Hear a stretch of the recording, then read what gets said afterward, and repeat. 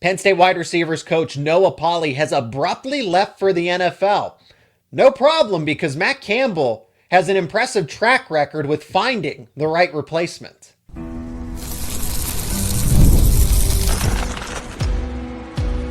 You are Locked On Nittany Lions, your daily podcast on the Penn State Nittany Lions. Part of the Locked On Podcast Network, your team every day. Welcome into Locked On Nittany Lions, your daily source for all things Penn State sports. My name is Seyko, and I am your host of the show, credentialed media member for both Penn State football and Penn State wrestling. We are part of the Locked On Podcast Network, the #1 sports podcast network out there. Thanks to all of you. Today's show is brought to you by FanDuel. The winter games are on, and there's no better way to follow them than with a bet on FanDuel. That's FanDuel. Play your game. Okay, so we are going to talk about how Matt Campbell's got an impressive track record for making these kinds of hiring moves as he's put to the test early in his Penn State tenure. We're also going to talk some recruiting later on, as a 5-star offensive lineman in the state of Pennsylvania is set to leave. And an under-the-radar move here is LaVar Arrington II is going to move from linebacker to defensive end this upcoming season. Why, that's going to pay huge dividends for Penn State's defense with D'Anton Lynn at the helm as the DC. I want to pick back up with Noah Pauley leaving for the NFL abruptly. 7 weeks on the job? But Matt Campbell, look, it's not ideal. It stings. Noah Pauley is one of the better, as you can see, one of the best wide receiver coaches at the college level previously, and it's why the Green Bay Packers came calling. He took the call and he made the jump up to the NFL, but you can see the caliber of coach that he was, and Matt Campbell has done this before. I'm going to give you some candidates as well that I think would be more than a home run. There's one candidate in particular that I think would be an absolute home run for Penn State. Let's see if they're able to pull it off. But I trust Matt Campbell because he has a track record of finding, identifying, and hiring particularly wide receivers coaches. Okay, specifically at the wide receiver spot. So it's kind of doom and gloom right now for Penn State because of all the wide receiver issues. Penn State wide receivers have been the joke in college football over the past few seasons, and the production more or less speaks for itself, right? I understand it. I'm not trying to justify it here. It's more or less understandable at this point. And then you get an all-star at the wide receiver coach to settle the room down, to help Kobe Howard and Lyric Samuel and the guys that were brought over from Iowa State. Hey, there was promise. This group was finally trending in the right direction. Then, all of a sudden, the Green Bay Packers take your wide receiver coach. So now it's up to Matt Campbell to, potentially do the same thing to another college program. And I'll give you some names. Realistic or not, I'm going to give you a few names that I think we should focus on and that would actually be great fits for Penn State. I want to continue with the track record, though, for Matt Campbell, because it's not like Noah Pauley. That hire was a flash in the pan. He was able to find Pauley at North Dakota State and say, okay, I believe this guy can do very well at Iowa State. And he did. Spent 3 seasons with Matt Campbell. And in that second season was able to produce not 1, but 2 day 2 NFL draft picks. Actually, go figure, to the same team with the Houston Texans. And Jalen Noel and Jaden Higgins. So that is what Pauley was able to do. But it's more about the fact that Matt Campbell, it wasn't just the hire of Noah Pauley once upon a time. Do you know the name Nate Scheelhaase? You probably recognize that name. NFL fans, maybe even Pittsburgh Steelers fans who listen to this podcast. Nate Scheelhaase was once upon a time the wide receivers coach at Iowa State under Matt Campbell. And guess what? He is now the Los Angeles Rams pass coordinator, was interviewing. There was intrigue. There was interest. He didn't ultimately land an NFL head coaching job. But notice a common trend here, that if you're a wide receivers coach for Matt Campbell, now this is at Iowa State, but Matt Campbell now at Penn State has more resources, has more leverage, right?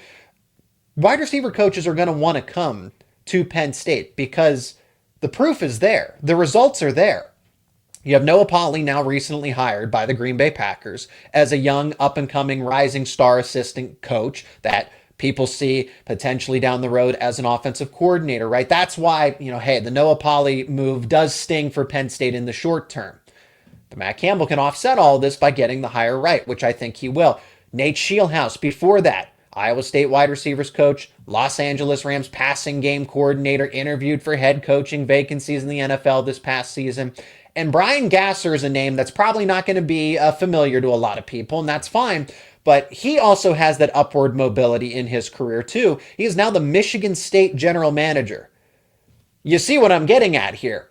Be the wide receivers coach on Matt Campbell's football. Be the wide receivers coach on his coaching staff, and you will have career growth more than you could ever imagine. Gasser as the GM at Michigan State. Scheelhaase as a future OC, maybe even a head coach in the not too distant future. And then Noah Pauley getting the call up to the NFL. So if you want to further your career, this is an opportunity for you. I know I sound like I'm pitching the Penn State wide receivers job for people, but Matt Campbell, it's not like he just hit a home run once. He's done it 3 times. He was 3 for 3 at Iowa State.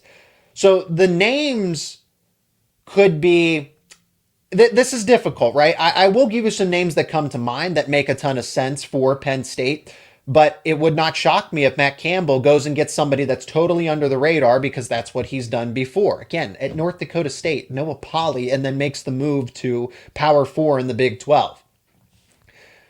This is the name. I'll give you the home run name first that I think would be an A+ higher across the board. That is Dave Brock. He's in the Big 10. He's at Rutgers. Now, I will pour some water on this fire because I talked to a Rutgers source. You've heard him on the show before. Richie O'Leary. He's been a guest on the podcast before. He and I were talking, and he said it is very unlikely that Dave Brock would make a move to Penn State. But hey, never say never. Okay, Brock. The results speak for themselves. The amount they had 3 of the best wide receivers all on the same team last year. Brock, if he can bring that kind of a coaching skill set over to Penn State to where the Nittany Lions can have multiple star-studded wide receivers at one given point, and again, that's going on at Rutgers. He's a former offensive coordinator. He's a former head coach. He checks every single box. And I don't know what kind of interest Brock has in furthering his coaching career, if he wants to get back to being a head coach or being a play caller or anything like that. But he's worked with Hakeem Nicks. He's worked with Jordy Nelson. He's worked with Calvin Ridley. And then, of course, last season, he had 2 wide receivers over 750 yards. One of them was over 1,000 yards, KJ Duff. So Brock is the A+ hire and would be my top target. Most people are going to suggest Bobby Engram, and that's the right thing to do. It is the right name to throw out in this sequence because he's a former Penn State grad. Hey, I imagine he's still good friends with Terry Smith. I said this in a previous show. I don't think this hire would happen because he's with the Washington Commanders. So we talk about wide receiver coaches moving from college to the NFL. Would he drop down to the college level? It is his alma mater. He also interviewed for the head coaching spot. So for him to go from being a candidate for the head coaching job to a wide receivers coach, I don't know that he's going to take that kind of metaphorical demotion, if you will. So Bobby Engram, I don't know that I see that happening.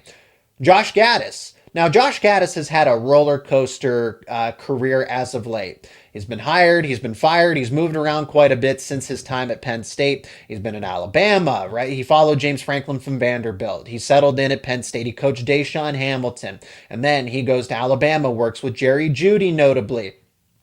Then he was a play caller at Miami, at Maryland. Now he's up at Syracuse. Could Penn State potentially call on an old friend? I'm not against it. As a wide receivers coach, I'm not against it.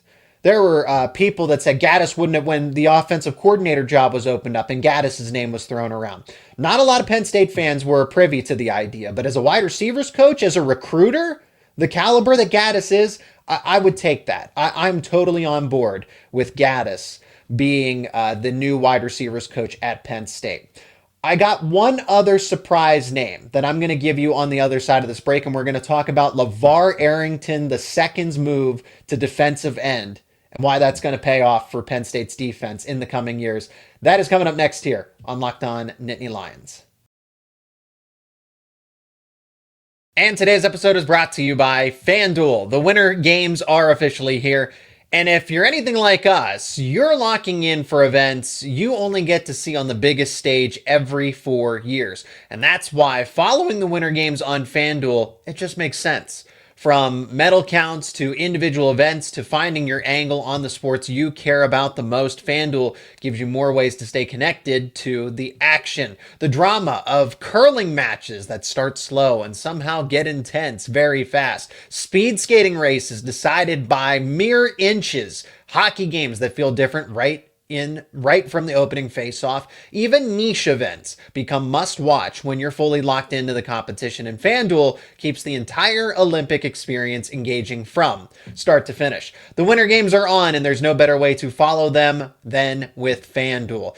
FanDuel, play your game. This episode is brought to you by Wayfair. Hey, we're already past a month into the new year, and it's still the perfect time to reset your routine and refresh your space. If you're spending more time at home, you might as well love how it looks and feels.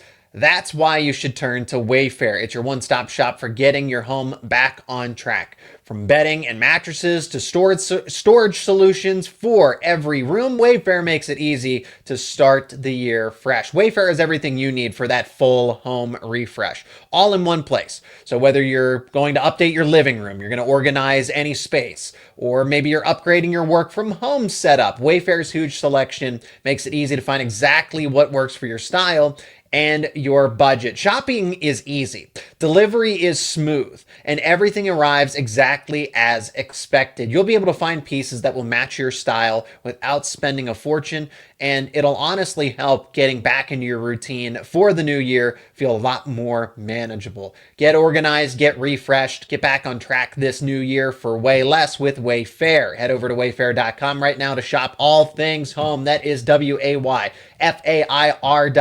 Wayfair, every style, every home. Still to come on this episode, we got to talk about recruiting because Penn State's taken some hits on the recruiting trail. Another 5 stars set to leave the state of Pennsylvania. What does it mean? Do we need to overreact to this? We'll get to that later on in segment 3. I want to talk about LaVar Arrington II. This is a smart move. I'm a big fan of this move with getting Arrington II to play defensive end as opposed to linebacker. Still want to give you one more candidate because I think this is intriguing. And I want to give credit to Tyler Donahue and 24/7 for pointing this out. And Justin Lustig could be considered a candidate. Now, I know probably what you're thinking. Okay, he's the special teams coordinator. He was also helping out with outside linebacker these past couple of seasons. What does Justin Lustig have any business coaching the wide receivers? Now, I'm not against the move. I'm actually not against the move. I think it's intriguing because Lustig actually was a former wide receivers coach at Syracuse. Go figure, right? And he did have some all-conference players at the time when he was with the Orange. I think it's something worth considering if he wants to interview for it. If Penn State also, you bring back Dan Connor, you add in Tyson Veit over from Cincinnati, linebackers taken care of. It might be overkill at that point to have Lustig, Connor, and Veit all coaching linebacker. Now, that's not a bad thing to necessarily have that many many high caliber coaches at one position. And Penn State, after all, is linebacker U. But if there's a need for it here, if you don't find your ideal candidate, maybe you get a no from your preferred candidate if you're Matt Campbell. And again, if he wants the job, Justin Lustig should absolutely get the chance to interview and should get consideration here because he does have a proven track record. I just wonder, does it conflict with being the special teams coordinator? He actually did that. At Syracuse. He was the special teams coordinator plus the wide receivers coach. But I do want the full focus. I want the wide receivers coach to be primarily just focused on pass catchers and how they're doing, plus recruiting. I wonder how Justin Lustig would be as a recruiter. So player development is key, but Can you get the big name caliber prospects too? One thing that was great about Josh Gattis is that when he was the wide receivers coach, he was one of the more high-profile recruiting coordinators for Penn State. I think that's important, especially with the way that wide receivers been for Penn State recently. I'm not against it. It's not my favorite one, but I'm not against it because I just want somebody to be an all-conference caliber wide receiver. Again, if Justin Lustig can do that for Penn State, so be it, okay? Now, let's flip it over to the defense. LaVar Arrington II, who wears number 11. We didn't see any of him the first year as a true freshman. Takes a red shirt, doesn't announce his return to Penn State. So a little bit of confusion. The assumption was if they didn't go into the portal, they were staying with the team, and that more or less held true here, right? So Arrington's back, not as a linebacker, though, as a defensive end. Well, I, for one, like this move a ton because Penn State needs defensive end help. They need edge defenders. I can name about 3 or 4 at this point.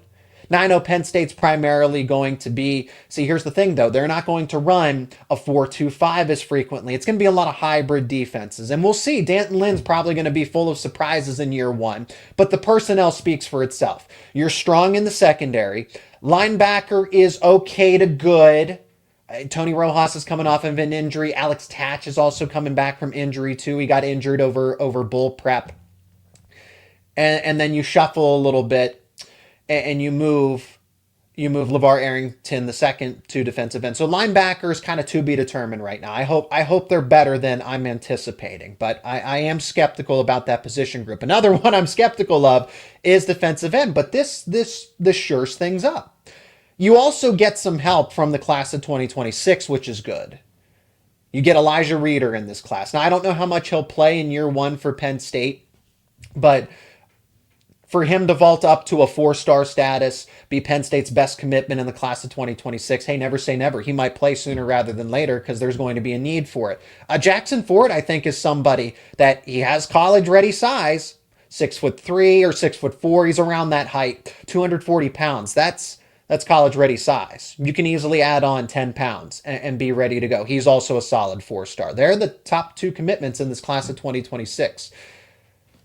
But before them, Max Granville.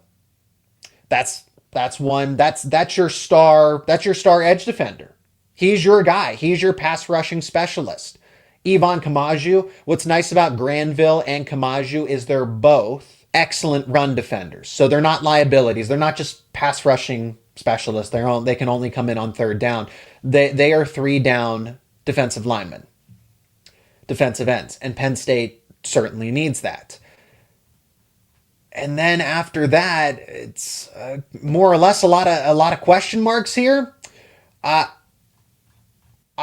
do like who they brought over from Colorado. And that's Alexander McPherson. Limited playing time as a true freshman, but I could see him potentially having a breakout season and being that 3rd name in the rotation.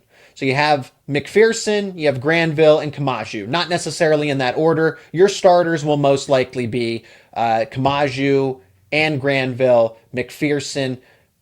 Then LaVar Arrington II kind of adds an extra wrinkle here. I see him being that pass rushing specialist. Your third down pass rushing situation type of player, because he still needs to, as far as I'm concerned, I still think he needs to add the weight. Again, we didn't really see a lot of him. And he's a much better pass rusher than he is an off-ball linebacker. Why did Penn State make that move? Well, last year they were thin at linebacker.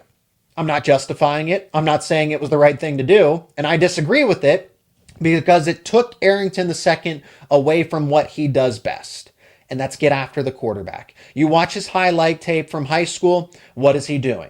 He is wreaking havoc along the line of scrimmage. He makes plays in the backfield, and he's great at getting after the quarterback. So why is he playing at the 2nd level when that's not necessarily his forte? I will chalk it up to poor decisions by the previous regime because they needed linebackers and maybe something with number 11 kind of returning to the linebacker spot. Who knows? At the end of the day, that's purely speculation, but they needed guys to play linebacker. Arrington could do it. It it would have been a tough ask for him, especially with what his skill set is. So because Penn State doesn't really have anything, doesn't have a lot proven after, again, Granville's coming off of injury. Okay, Kamaju potentially could take another step, right? He started to break out as a true freshman. He could take another step to maybe all-conference territory. You're banking on Alexander McPherson, kind of same thing. He's taking a step with another year of eligibility here. After that, it's a lot of uncertainty. You have prospects in the class of 2026 that maybe could step up. You have Deshaun Burnett, who's kind of maybe a little bit forgotten about by fans from the class of 2025. Insane athlete, but we didn't see much of him. Now did we in his freshman season? So Penn State needs pass rushers. They need depth. Granville, if he, knock on wood, I don't want to try to jinx it, but if he or Kamaju get hurt, Alexander McPherson maybe doesn't live up to the hype necessarily, at least right out of the gate, you're scrambling if you're Penn State. You're going to have to do a lot of things schematically to try to get your pass rush going, and you want to avoid that if you're D'Anton Lynn. D'Anton Lynn can do it. He's able to scheme up. Hey, UCLA had the third best pass rush when he was their defensive coordinator. That's saying something. My point is, if you can get organic pass rush, you don't have to commit to the blitz. You don't have to have liabilities and coverage schemes. And you can just get after the quarterback with a few talented players rather than over scheming for it. That's ideally what you want to do. Arrington adds to that. It's what he's better at. I like this move a lot. You should too. Now let's focus on recruiting. It hasn't been at least the best recent amount of news for the Nittany Lions. Is this a sign of things to come? Is nothing changing here? Are things getting worse? Because Penn State's letting multiple 5 stars leave the state of Pennsylvania in the 2027 cycle. We're going to talk about that next here on Locked On Nittany Lions. This episode is brought to you by Indeed. Hiring isn't just about finding someone that's willing to take a job. It's about finding the right person with the right background who can actually help your business move forward. And if you want candidates who match what you're looking for, Indeed sponsored jobs is the move. Because instead of hoping the right person stumbles across your post, Indeed helps you match with quality candidates by boosting your job listing to people who fit your specific criteria, skills, certifications, location, anything that you're looking for. It saves time because you're spending less energy sorting through mismatches and finding the right candidate. And with sponsored jobs, your post gets seen by those candidates who are actually a good fit. And here's a stat that says it all. In the minute I've been talking to you, companies like yours have made 27 hires on Indeed, according to Indeed data worldwide. So if you're hiring, spend less time searching and more time interviewing candidates who check all the boxes with Indeed sponsored jobs. Listeners of this show will get a $75 sponsored job credit to help your job get the premium status it deserves at Indeed.com/podcast. That is Indeed.com/podcast. Terms and conditions apply. Hiring, do it the right way with Indeed. Another 5-star prospect is set to leave the state of Pennsylvania. First, it was Kemon Spell committing to Georgia. Never say never. That recruitment's not going to be over. I say that for respect to Penn State. I also say that with respect to Notre Dame and Ohio State. And this is another hit on the recruiting trail against Penn State. Matt Campbell is set to miss out on Spell, potentially, most likely. Again, he is verbally committed to Georgia, but Penn State's not even in the mix here for Maxwell Hiller. And Hiller was somebody that we talked about extensively with Brian Smith, who's the recruiting expert here with the Locked On Podcast Network. He is a must-get caliber prospect. He's just outside of the top 10, according to Rivals. He's the number 1 interior offensive lineman. Penn State is loaded with talent this cycle. And another recruiting loss, another major recruiting loss like this. So I don't know how much I want to try to make excuses here and say, I'll kind of give you the cautiously optimistic take on this.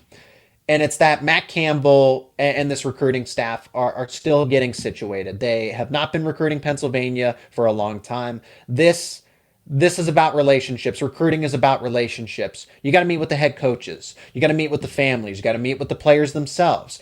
And when you haven't been establishing, think about this for a moment. Would you trust, say, let's make an example. You have a friend and someone that's recruiting them for a job. And you meet with this job recruiter. You don't know anything about them. Okay, you see the track record. You think they're reliable.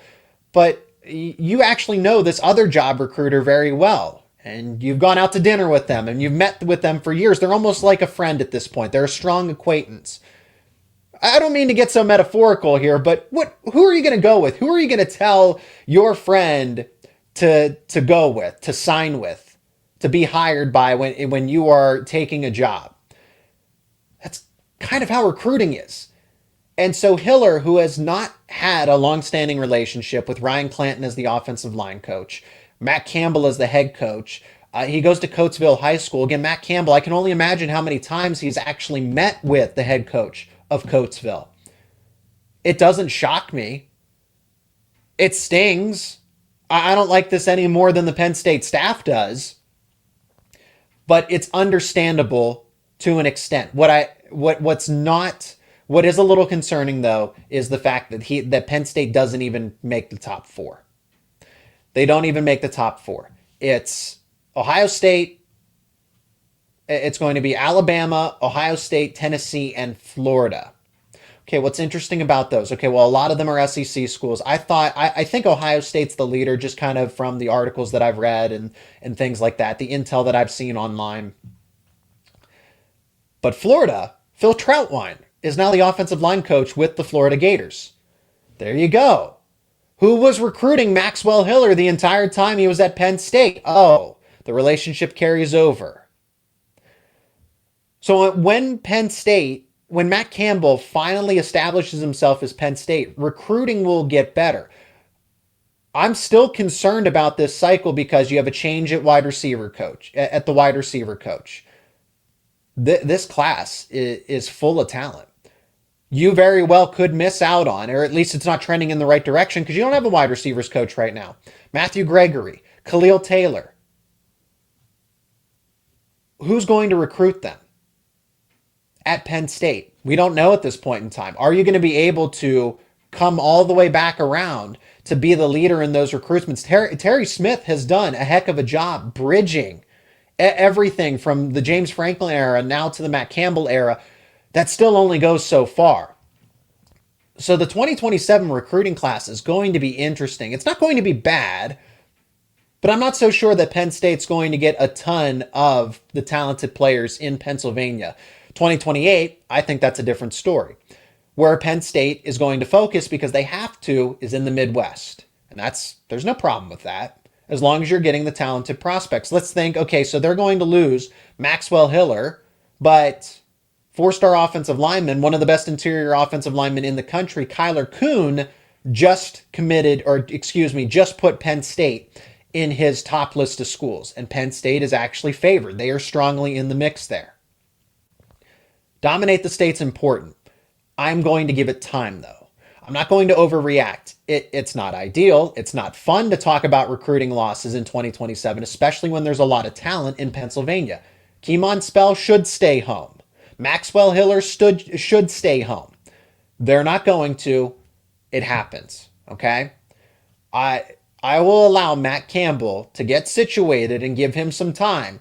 But if this continues in 2028, obviously beyond that, 29, 30, I don't even want to think about those recruiting classes. You understand my point, though. That's where it becomes a major concern. It's still not, like I said, I keep saying it over and over again. It's not ideal.